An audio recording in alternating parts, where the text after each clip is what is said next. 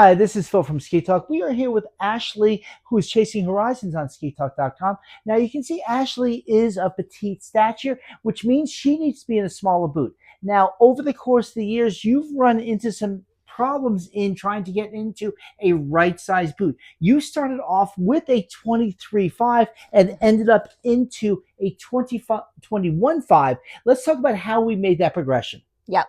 So the 23.5 I ordered online and it ended up just being way too big for me.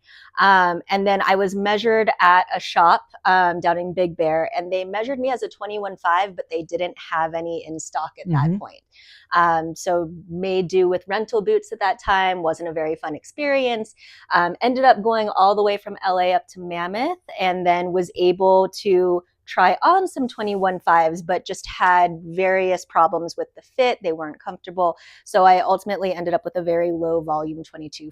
And at that point, I was just kind of like a low level intermediate. And that boot worked okay for me for the first year. But come spring, I really started, like the liner started packing out. I really started feeling my feet move around in there.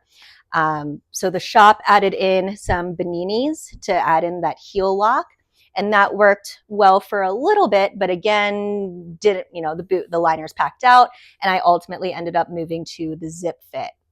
And the zip fit, it worked well for a little while, but the heel lock and just my feet moving around in them, just kept happening again and again over time. I kept going back to the shop. They ended up added more and more cork. I actually have about 6 tubes of extra cork per zip fit.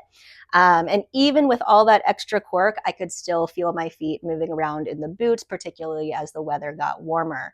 And really what also happened is as I became a better skier, I started using my heels and my ankles more while skiing. And when I did that, I could also really feel my feet moving around more in the boots. So from that point, we took the zip fit. We bypassed the stock liner in the Lang, and we went with the zip fit here. Now, the Technica that we just got out of, even though that's a 265 millimeter shell, only 261 here, which is only a 4 millimeter difference. Interior volume is where we found that difference. So for the manufacturers out there, there is still a huge market for these 21.5s. You need to start bringing these into the country, making these boots, because you're alienating a good segment of the industry. We do want to give a shout out to Lang, and sourcing us this boot was very difficult to find. Again, for you boot fitters out there, manufacturers, 21.5s are the answer for a lot of problems.